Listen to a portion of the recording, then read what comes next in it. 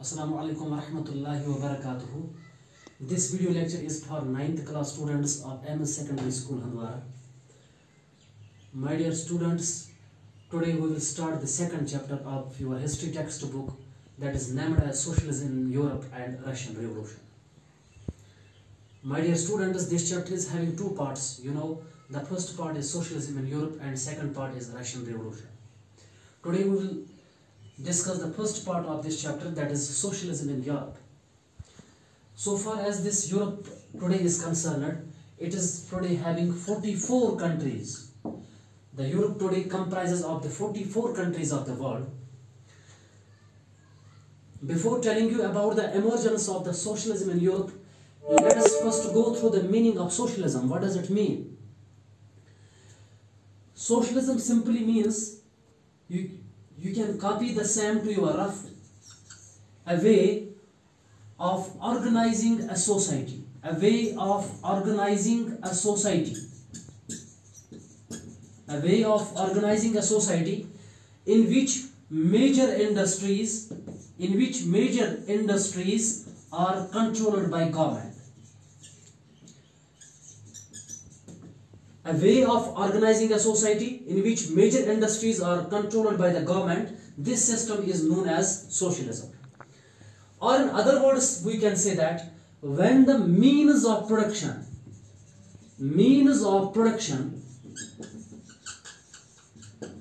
are wholly and solely owned by the government, this system is also referred as socialism. Means of production, when wholly and solely are owned by the government, this system is known as socialism. या हम ऐसे कह सकते हैं, a way of organizing a society in which the major industries are controlled by the government. This system is known as socialism. Right? Now, my students, I will make it clear to you how did socialism emerge in the European continent. My dear students, when we were discussing our chapter number first, there we discussed an important topic. That topic is named as French Revolution. Hope you are getting it better. Everybody is familiar about the fact that French Revolution took place in the year 1789. The outbreak of French Revolution, it is in 1789. And this French Revolution gave rise to three ideas. Do write it. French Revolution benefited the world, revolutionized the world, enlightened the world with three ideas. The first idea is the idea of liberty. The second idea is the idea of equality. And the third idea is the idea of fraternity. I will repeat for you. French Revolution benefited the world, revolutionized the world because it gave rise to three ideas. These three ideas are idea of liberty, equality and fraternity. And when these ideas emerged in the world, there also emerged three schools of thoughts. Isn't it? Because liberty, equality and fraternity revolutionized the whole world. Let me cite you an example. These ideas of liberty, equality and fraternity revolutionized the Indian country as well, which belongs to Asia. In India, there was a social reformer. He is named as Raja Ram Mohan Roy. Raja Ram Mohan Roy. Raja Ram Mohan Roy, he is a social reformer from India. He is also known as the father of Indian Renaissance. He founded Brahmo Samaj in India.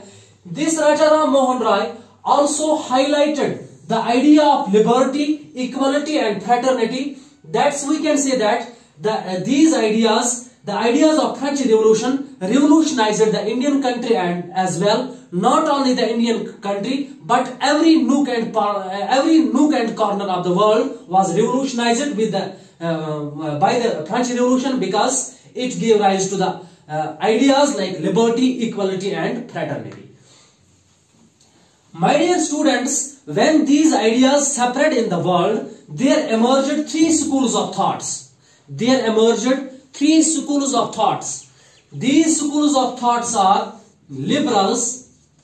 It is liberals, Liberals. It is radicals, Radicals. And the third school of thought that emerged, that is known as conservatives. Right? The three schools of thoughts emerged after French Revolution. The first one is known as liberals, the second one is called radicals, and third is conservatives. Right? So far as these liberals are concerned, let me tell you, these liberals, radicals and conservatives, this is the first subtopic of this chapter, that is socialism in Europe and Russian Revolution. Isn't it? So far as these liberals are concerned, to define the ideas of these liberals, to make you understand the ideas of these liberals, let me go through a political philosophy known as, political term known as liberalism. Isn't it? So far as this liberalism is concerned, this has been derived from the word liber. Liberalism has been derived from the word liber, which means free. Right? Or I can say that I will define liberalism in two spheres. One sphere is political sphere and second sphere is economic sphere. Or in other words, I can say that liberalism is having two spheres. One sphere is political sphere and second sphere is economic sphere. Let me first try to understand the political sphere of liberalism. What does liberalism in the political sphere means? That will also highlight the political ideas of liberals. Right? The first ideas of liberals, or I can say the political sphere of liberalism, means these liberals were in favor of, they want a government, but that should be the government by consent. So that means the first political idea of liberal is that they want government by consent. It is government by consent. Right? And the second political idea, it is equality before law. It is equality before law. Now we are having two political ideas of liberals. One is they want government by consent, right? And the second idea that was of the liberals, it is equality before law. This is the political sphere of liberalism. Now we have to define the economic sphere of liberalism, or I can say the economic ideas of these liberals. The first economic ideas of liberals is that they were in favor of freedom of market. Freedom of market. It is freedom of market. And the second economic idea, and an important idea that was of the liberals, it is they want the abolition of restrictions. Abolition of restrictions on the movement of capital, on the movement of goods and capital. Right?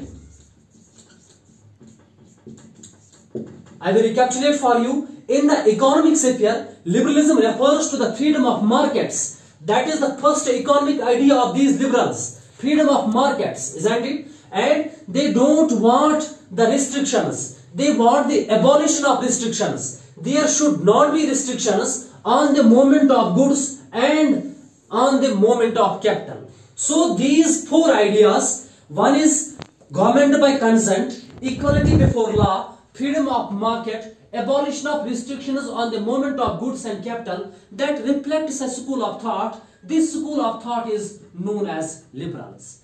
Hope that's getting clear to you. Now the second school of thought that emerged after the French Revolution, we call them as radicals. We call them as radicals. So far as the ideas of radicals are concerned, let me explain them one by one. The first idea of these radicals was that they want government by majority. They want government by majority. Government by majority. Right? And the second idea that was of the radicals, they want, the first is the government by majority, and second is they were the supporters of private property. They were the supporters of private property. Right? And the third and an important idea of radicals, that they were in support of women suffrage. They were in support of women suffrage.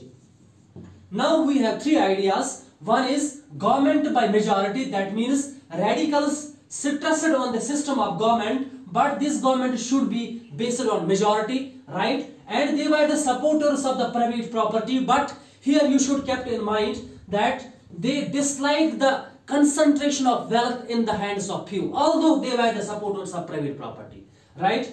And the third and important idea of these radicals was that they want women suffrage, that means they were in favor of granting right to vote to the woman.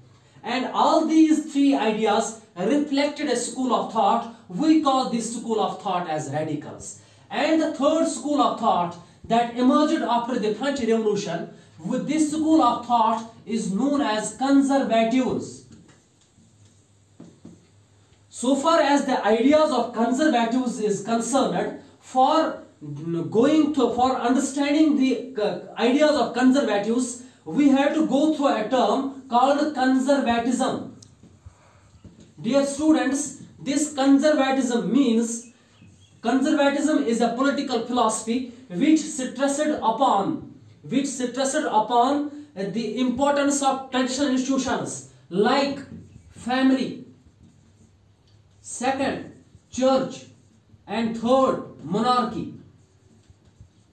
These were considered as the traditional institutions of Europe, isn't it? And this conservatism believes that these traditional institutions like family, church, and monarchy, they should have their own importance. Later on, with the passage of time, these conservatives also believed in the development of change, but they believed in that development of change, which occur after a